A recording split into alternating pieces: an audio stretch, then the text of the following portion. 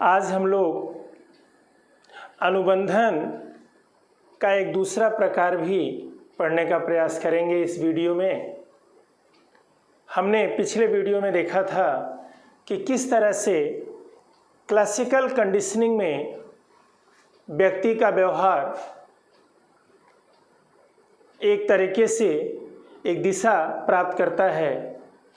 How the individuals behaviour continues or changes due to the classical conditioning we have learned in earlier video। अब हम लोग इसमें चर्चा करेंगे अनुबंधन के एक दूसरे प्रकार का जो बहुत महत्वपूर्ण है और क्लासिकल कंडीशनिंग की तरह से ही परीक्षा की दृष्टि से काफ़ी महत्वपूर्ण है, और यह सिद्धांत है क्रिया प्रसूत अनुबंधन, या हम कह सकते हैं ऑपरेंट कंडीशनिंग। इसका एक नाम और है नैमित्तीय अनुबंधन, इंस्ट्रूमेंटल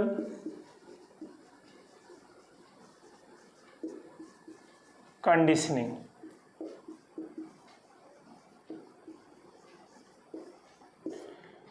इसको प्रतिपादित किया है B.F. स्किनर ने।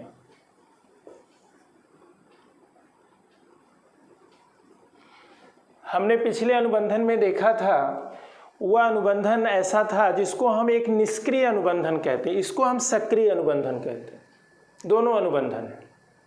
उसमें क्या था कि हमारे सामने उद्दीपक प्रस्तुत होता है और जैसा उद्दीपक हमारे सामने प्रस्तुत होता है वैसे हम प्रतिक्रिया करते हैं। यानी जो रिस्पोंडेंट है या प्रतिक्रिया देने वाला व्यक्ति है उसकी इच्छा का कोई मोल नहीं होता या उसकी इच्छा पर निर्भर नहीं करता कि वो कैसी प्रतिक्रिया देगा। जैसा उद्दीपक होगा वैसी प्रतिक्रिया देनी पड़ेगी क्लासिकल कंडीशनिंग में, जो कि हमने इसके पहले वाले वीडियो में देखा था। यानी अगर एक प्यारा बच्चा आया तो हम मुस्कुराते हैं, we smile at the presence of a lovely child. हम डरते हैं, अगर हिंसक पशु आता है तो हम डरते हैं। यहाँ इन्होंने कहा कि नहीं, ऐसा नहीं है कि हम लोग एक सक्रिय प्राणी हैं, बुद्धिमान प्राणी हैं। हम इंतज़ार नहीं करेंगे कि कोई उद्दीपक आए तभी हम प्रतिक्रिया करें। हम ऑटोमेटिकली कुछ न कुछ करते रहते हैं। हमारे कार्यों का परिणाम ये बताता है कि हम उस काम को आगे करेंगे कि नहीं। इसीलिए पहले कार्य, पहले रिस्पॉन्स, और उस रिस्पॉन्स या उस बिहेवियर का जो रिजल्ट होगा वो डिसाइड करेगा कि उस व्यवहार को व्यक्ति दोहराएगा या नहीं, पूरा करेगा या नहीं। यानी इसको आर टाइप कंडीशनिंग भी कहते हैं, जबकि क्लासिकल कंडीशनिंग को एस टाइप कंडीशनिंग बोलते हैं। यानी उसमें पहले उद्दीपक आता है, इसमें पहले रिस्पॉन्स आता है। अब यहाँ पे एक प्रश्न ये है कि इसको हम ऑपरेंट क्यों कहते हैं।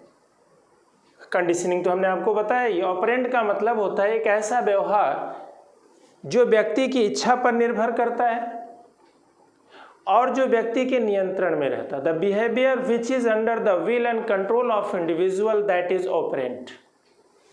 यहाँ पे एक प्रश्न है इंस्ट्रूमेंटल। इंस्ट्रूमेंटल का मतलब होता है कि जो अनुबंधन है वो किसी के अनुरूप हो रहा है या किसी साधन के कारण हो रहा है। हम आगे देखेंगे, इसमें चर्चा करेंगे तो हम बताएंगे कि वो इंस्ट्रूमेंटल इसको क्यों कहा गया।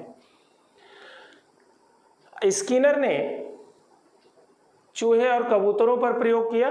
चूहे और कबूतर के प्रयोग को बताना इसलिए महत्वपूर्ण है तो उस आधार पर हम थोड़ा समझने का प्रयास करते हैं और समझना थोड़ा इजी होता है। इसमें चूहे पर इनका किया गया प्रयोग अधिक सफल रहा, इसीलिए इनके फॉलोअर्स ने, इनके डिसाइपल्स ने जो बॉक्स इन्होंने चूहे पर प्रयोग के लिए बनाया था उस बॉक्स का नाम ही स्किनर बॉक्स रख दिया। इन्होंने एक स्पेशल बॉक्स बनाया। मान लेते हैं ये बॉक्स है, इसमें इन्होंने एक लीवर लगाया, लैच, जो एक डिब्बे से जुड़ा हुआ था जो दाने से भरा हुआ था। अगर ये लीवर दबता है और इसमें इन्होंने एक चूहे को रखा, चूहा भूखा था, और अगर ये लीवर दबता और इसकी रिकॉर्डिंग बाहर हो रही थी कि कितनी बार चूहे ने ये लीवर दबाया, उस रॉड को दबाया। इसमें देखिए भोजन चूहे को कहीं भी दिखाई नहीं दे रहा, जैसा कि हमने पहले वाले उदाहरण में देखा था कि भोजन को देखकर कुत्ते के मुंह से लार आती है। The dog secrets saliva eight the presence of the food. यहाँ कोई भोजन सामने नहीं है, लेकिन अब चूहा क्या करता है कि इधर उधर कूदता है और उसी प्रयास में उससे ये लीवर दब जाता है। इन्होंने एक व्यवस्था की थी, जितनी बार लीवर दबेगा ये ढक्कन दबेगा और उसमें से दाना उसको मिलेगा।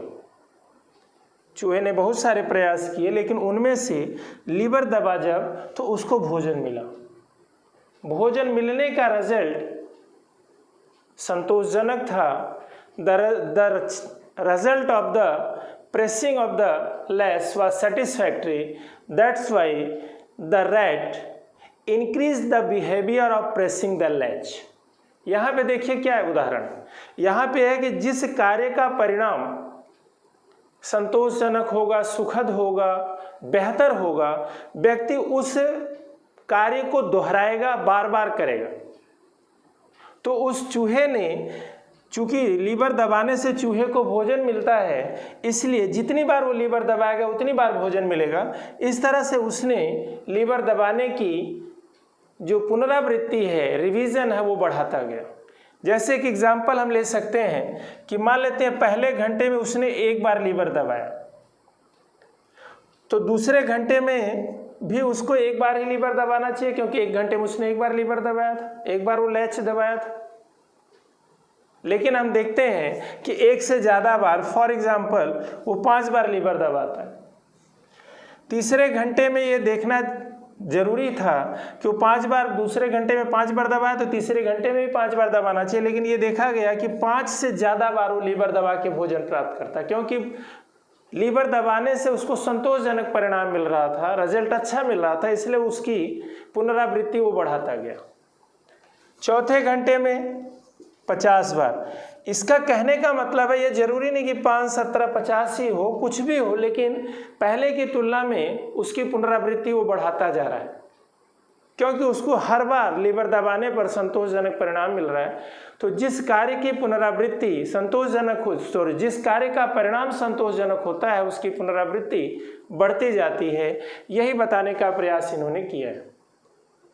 अब क्या होता है कि अब चूहा इस बिहेवियर को सीख गया कि हमें लीवर दबाना है, हमें लैच दबाना और हमें भोजन मिलेगा। That is the operant conditioning. और अब लीवर दबाने न दबाने का जो निर्णय है वह अब चूहे के ऊपर है, इसीलिए इसको कहा गया ऑपरेंट।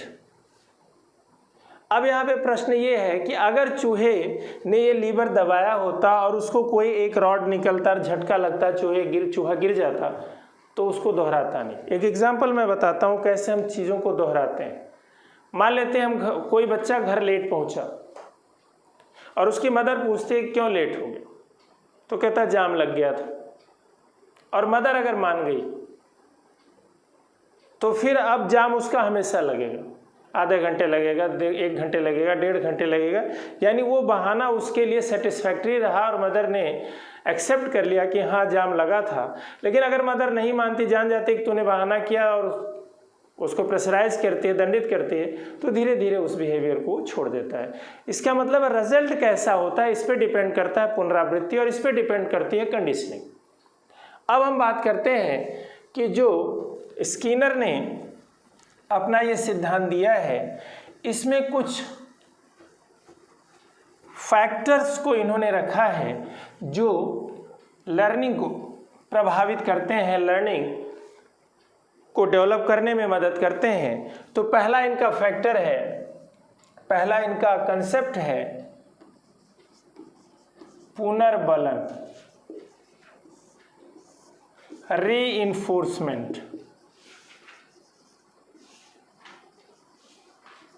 पुनर्बलन, अब पुनर्बलन क्या है? ऐसी वस्तु, ऐसी सूचना, ऐसी घटना जो कार्य की पुनरावृत्ति बढ़ा दे।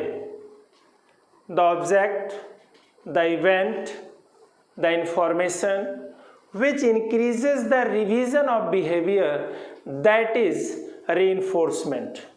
जैसे एक बच्चा कुछ क्वेश्चन सॉल्व करता है और टीचर कहता है गुड, वेरी गुड, तो बार बार करेगा। ये वेरी गुड कहना उसके लिए रीइंफोर्समेंट।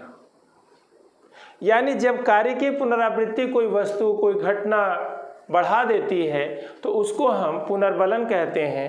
पुनर्बलन को हम, अगर हम प्रकार की बात करें तो पुनर्बलन मुख्य रूप से दो प्रकार का होता है, सकारात्मक पॉजिटिव रीइंफोर्समेंट और नकारात्मक negative reinforcement, positive and negative. देखिए, रीइंफोर्समेंट का मतलब है जो कार्य की पुनरावृत्ति बढ़ा दे, जो हमारे व्यवहार के रिवीजन को बढ़ा दे, हम उस व्यवहार को फिर करें, उसको हम कहते हैं पुनर्बलन। लेकिन ये पॉजिटिव नेगेटिव दोनों ही पुनर्बलन हैं और दोनों ही कार्य की पुनरावृत्ति को बढ़ाएंगे। अब हम सकारात्मक में देखते हैं ऐसा पुनर्बलन जिससे सुख प्राप्त हो, संतोष प्राप्त हो, लाभ प्राप्त हो, आनंद प्राप्त हो, उसको हम कहते हैं पॉजिटिव। यानी the reinforcement which provides benefit, pleasure, satisfaction, that is positive. जैसे प्रशंसा, पुरस्कार, आय में वृद्धि, praise, reward, increase in income, promotion, ये सब पॉजिटिव है। यानी अगर हमारी इनकम बढ़ जाती है तो हम फिर उस कार्य को करते हैं, अगर हमें प्रशंसा मिलती है तो हम उस कार्य की फिर पुनरावृत्ति करते हैं, अगर हमें पुरस्कार मिलता है किसी कार्य के बदले में तो हम उस कार्य को फिर से करते हैं, फिर से उसको दोहराते हैं। तो ये हमारे लिए पॉजिटिव होता है। पॉजिटिव का सबसे बड़ा सेंस है कि जिससे सुख, संतोष, आनंद प्राप्त होता है, इसलिए हम उसका रिवीजन करते हैं, उसके लिए हम दोहराते हैं, तो उसको हम कहते हैं पॉजिटिव।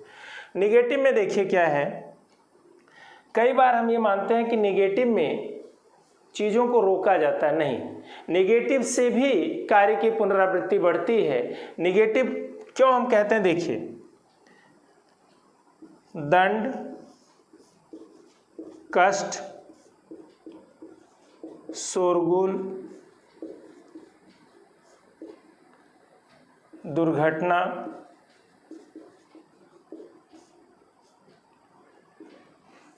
जुर्माना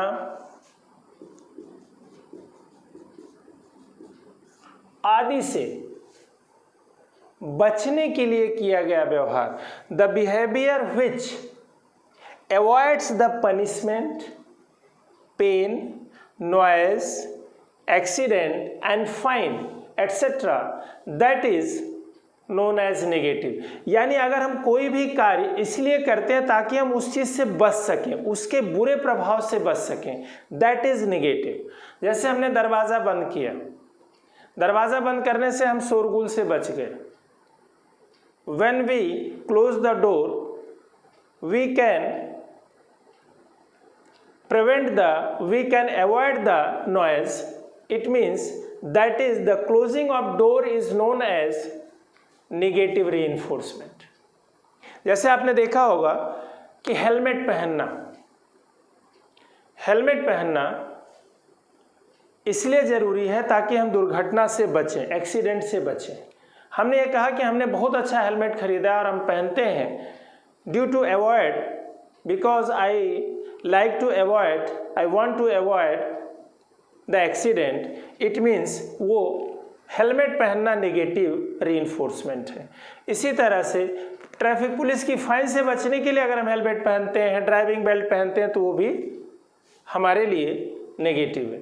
यहाँ पे एक प्रश्न ये उठता है, हमने यहाँ लिखा दंड, तो ये होता है कि दंड, कष्ट, शोरगुल, दुर्घटना, जुर्माना से बचने के लिए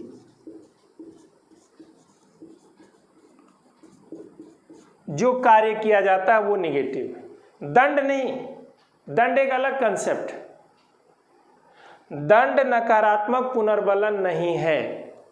punishment is not a negative reinforcement, avoiding punishment is negative reinforcement. दंड से बचने के लिए जो कार्य किया जाता है वो नकारात्मक पुनर्बलन है। अब जैसे एक बच्चा विद्यालय लेट आता है और उसके टीचर ने लेट आने पर उसको पनिशमेंट दिया, तो दंड से क्या होता है, कार्य की पुनरावृत्ति रुकती, पुनरावृत्ति बढ़ती नहीं, और पुनर्बलन से पुनरावृत्ति बढ़ती।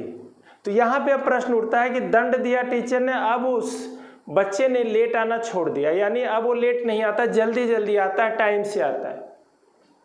तो टाइम से आने की वजह से वो दंड से बचता है। टाइम से आने में उसको आनंद नहीं मिलता, टाइम से आने से वो दंड से बचता है। इसलिए टाइम से आना दंड से बचने के लिए जो किया गया कार्य है वो है नकारात्मक पुनर्बलन। यानी अगर हम किसी भी दुखद, कष्ट देने वाली घटना या कुछ ऐसी चीज़ों से जो हमारे लिए सुखद नहीं है, उनसे बचने के लिए जब हम कुछ करते हैं, दैट इज नेगेटिव रीइंफोर्समेंट। एक एग्जाम्पल मैं क्रिकेट का देता हूँ। अगर एक बॉलर बहुत अच्छी गेंद फेंक रहा है और बार बार वैसी ही गेंद फेंक रहा है, उसको बड़ा मज़ा आ रहा है फेंकने में, तो वो उसको बैट्समैन बहुत परेशान हो रहा है, नहीं खेल पा रहा है, तो that is the positive reinforcement. वो उसका ना खेल पाना उसके लिए पॉजिटिव, बड़ा आनंद आ रहा है बॉलर को और उसी तरह बॉल कर रहा है। लेकिन अगर एक बॉलर बॉलिंग कर रहा है और बैट्समैन बड़ी पिटाई कर रहा है उस पर, तो गेंद को बाहर फेंक रहा है, स्टैम्प से बाहर फेंक रहा है ताकि बैट्समैन रन ना बना पाए। तो यानी पिटाई से बचने के लिए वो उस तरह की बॉलिंग कर रहा है, उसको ऐसी बॉलिंग करने में मज़ा नहीं आ रहा, वो तो सिर्फ बचना चाहता है कि उसको रन ना पड़े, उसके ऊपर बैट्समैन रन ना बनाए। तो ये हमारा पॉजिटिव और नेगेटिव का उदाहरण था। अब हम बात करते हैं कि दंड नकारात्मक पुनर्बलन नहीं है, दंड से बचने के लिए जो हमने किया वो नकारात्मक पुनर्बलन है। दंड तब प्रभावी होता है जब वो मात्रा में अधिक होता है। The maximum punishment is being effective. अगर हम थोड़ा दंड देंगे तो इफेक्टिव नहीं होगा, पनिशमेंट बहुत हाई लेवल का होगा, बहुत ज़्यादा होगा, तब वो इफेक्टिव होगा। लेकिन एक बहुत बड़ी बात है कि दंड का प्रभाव समाप्त होने पर व्यक्ति पुनः कार्य करना प्रारंभ कर देता है। The individual starts the same behaviour when the effect of the punishment decreases. और एक बात और है, जब दंड का प्रभाव समाप्त होगा तो व्यक्ति वो कार्य करना शुरू कर देगा। तो हमने फिर दंड दिया क्यों?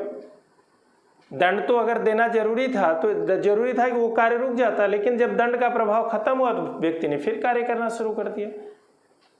और दूसरा एक नेगेटिव इफेक्ट क्या हुआ कि दंड देने वाले के प्रति अब उसके मन में एक नेगेटिव सेंस डेवलप हो गया। The negative sense develops in individual against the punishment provider. अगर हमने किसी को पनिशमेंट दिया तो मेरे प्रति अब उसके मन में अच्छे भाव नहीं है। तो ये तो था पुनर्बलन का प्रकार। अब हम पढ़ते हैं पुनर्बलन का समय। कब हमें पुनर्बलन देना चाहिए और कब नहीं देना चाहिए, समय की भी बात करते हैं इसमें। पुनर्बलन का समय, कब हमें पुनर्बलन देना चाहिए। तो पुनर्बलन का जो शेड्यूल है वो 2 है, सतत कॉन्टिन्यूअस और आंशिक, पार्शियल। देखिए, सतत का मतलब लगातार। जब हम प्रत्येक कार्य के लिए पुनर्बलन दे रहे हैं, when we provide reinforcement for each and every behaviour that is continuous. और ये कहा गया है कि प्रारंभ में अगर जब हम बच्चे के बिहेवियर को बढ़ाना चाहते हैं तो हमें उसके हर व्यवहार पर पुनर्बलन देना चाहिए, यानी प्रारंभ में हमें कंटिन्यूअस रीइंफोर्समेंट ही देना चाहिए। लेकिन इसकी सबसे खास बात क्या है कि जो ही हम इसको रोकेंगे कार्य की पुनरावृत्ति रुक जाएगी। When we stop continuous behavior, the revision of the behavior stop. When we stop continuous reinforcement, the revision of behavior stops. जैसे मान लेते हैं कि हम हर रोज बच्चे की कॉपी में गुड गुड लिखते हैं, एक दिन हमने गुड नहीं लिखा तो अगले दिन उसने कार्य करना छोड़ दिया। ये कॉन्टिन्यूअस के सबसे बड़ा डिमेरिट है।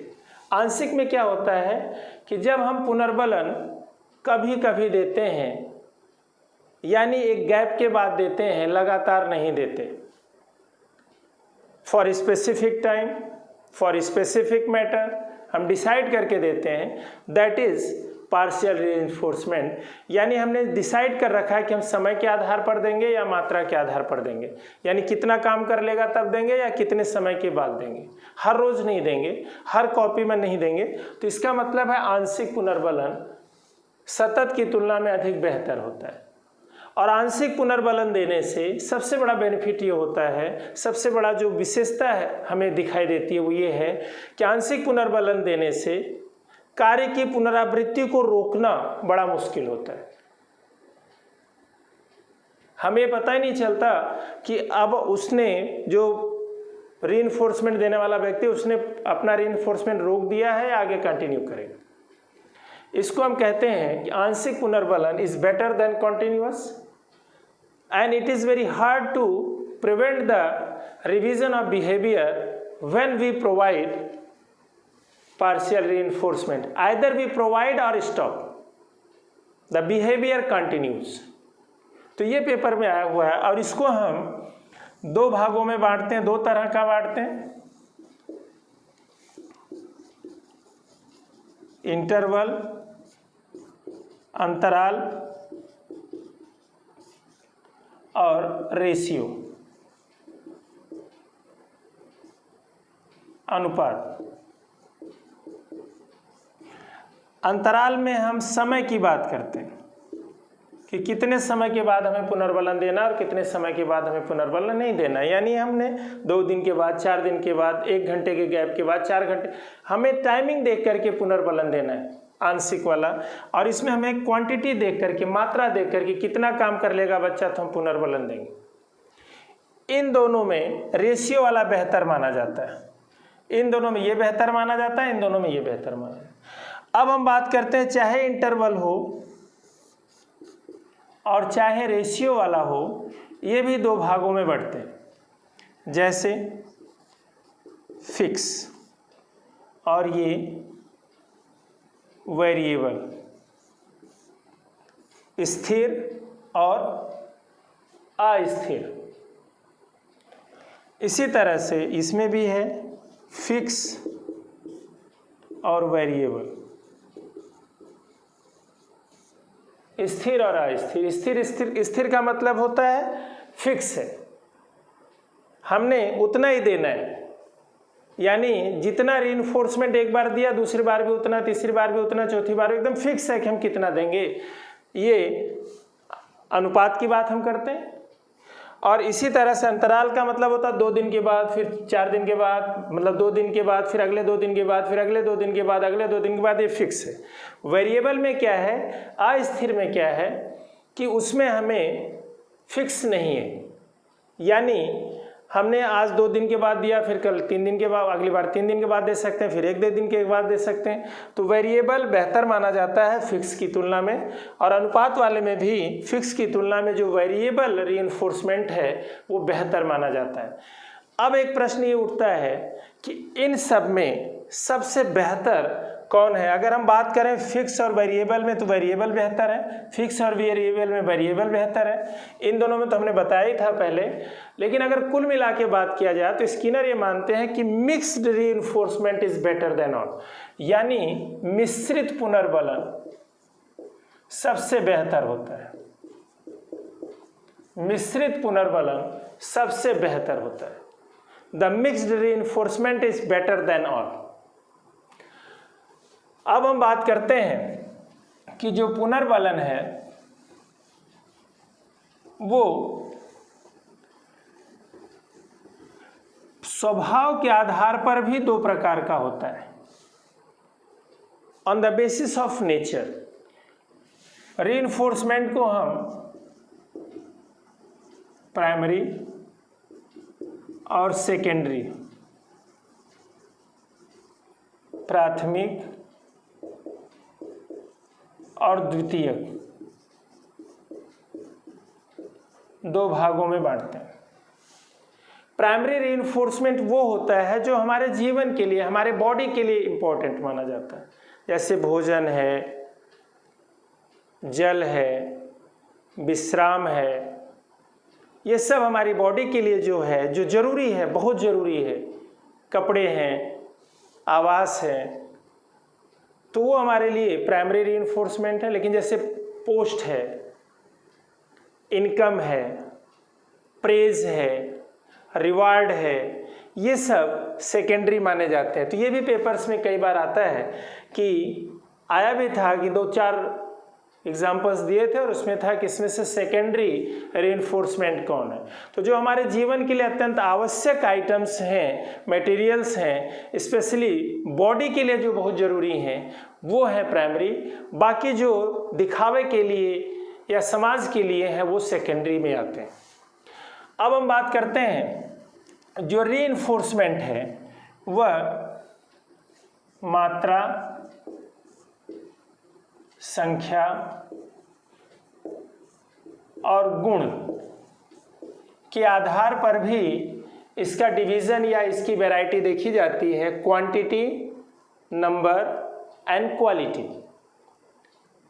अगर हम ज़्यादा मात्रा में देते हैं, मात्रा ज़्यादा है, क्वांटिटी ज़्यादा है, या नंबर्स, ज़्यादा नंबर्स में कोई चीज़ देते हैं या क्वालिटी में कोई चीज़ देते हैं, तो वो ज़्यादा बेहतर। जैसे अगर हम किसी को चना देते हैं और किसी को काजू देते हैं तो काजू उसको ज़्यादा पसंद आएगा। किसी को 100 रुपये देते हैं और किसी को 10 रुपये देते हैं तो 100 रुपये उसको पसंद आएगा। किसी को आप 10 किलो कोई चीज़ देते हैं और किसी को 1 किलोग्राम देते हैं तो हमें लगता है 10 किलोग्राम वाला ज़्यादा बेहतर होगा। लेकिन एक प्रश्न यहाँ पे और आता है, मात्रा में बेशक ज्यादा कम हो, लेकिन अगर हमने तुरंत रीइंफोर्समेंट किसी को दिया तो बाद देने वाले बाद के रीइंफोर्समेंट से वो बेहतर माना जाता है। Immediate reinforcement is better, either it is less और मच। तुरंत दिया गया जो पुनर्बलन है वो बेहतर होता है। आपने देखा होगा कि दुकानों पर लिखा रहता है 9 नगद न 13 उधार, यानी 9 रुपये नगद उसको ज़्यादा पसंद है 13 रुपये उधार के। तो इस तरह से हम देखते हैं कि हमने रीइंफोर्समेंट को देखा कि रीइंफोर्समेंट एक बहुत बड़ा कंसेप्ट है और इसमें से बहुत सारे प्रश्न आते हैं और ये कंसेप्ट कंडीशनिंग को मॉडिफाई करने के लिए सबसे इम्पोर्टेंट माना गया है स्किनर के द्वारा। इन्होंने उसकी वैरायटी बताया है कि प्रकार है और मात्रा है, संख्या है, गुण है, नेचर है। अब हम बात करते हैं, पहला तो हमने पढ़ा पुनर्बलन और दूसरा है ढालना, शेपिंग। पहला हमने पढ़ा रीइंफोर्समेंट, दूसरा हो गया, दूसरा है ढालना। ढालने का मतलब है कि किसी भी कठिन कार्य को या विदेशी भाषा को छोटे छोटे भागों में बांटकर जब हम पढ़ते हैं या सिखाते हैं, पढ़ाते हैं, दैट इज शेपिंग। एक कबूतर को 8 अंक वाला जो अक्षर है उसको भी हम उस तरह के रास्ते पर भी हम उसको चलना सिखा सकते हैं शेपिंग के द्वारा। जैसे मान लेते हैं ये रास्ता है, और अगर हम कहते हैं कि एक कबूतर यहाँ से चले, एक पिजन यहाँ से चले और घूमकर यहाँ आ जाए, तब हम उसको रीइंफोर्समेंट देंगे तो इस रास्ते को कभी नहीं सीख पाएगा। लेकिन अगर हम इसको छोटे छोटे भागों में बांट दें, यानी थोड़ा थोड़ा करके सिखाएं, तो हम एक दिन देखते हैं कि कबूतर पूरे रास्ते को चलना सीख जाता है और यहाँ तक पहुँच जाता है। यानी when we provides the opportunity of learning any matter or topic by dividing them into small parts, into divisions, subdivisions, that is shaping. छोटे छोटे भागों में बांटकर सीखना या सिखाना शेपिंग कहलाता है। और इसी तरह से एक तीसरा वर्ड इन्होंने बोला श्रृंखलन, चेनिंग। अब इस सारे छोटे छोटे भागों को अगर हम नंबरिंग करके देखें,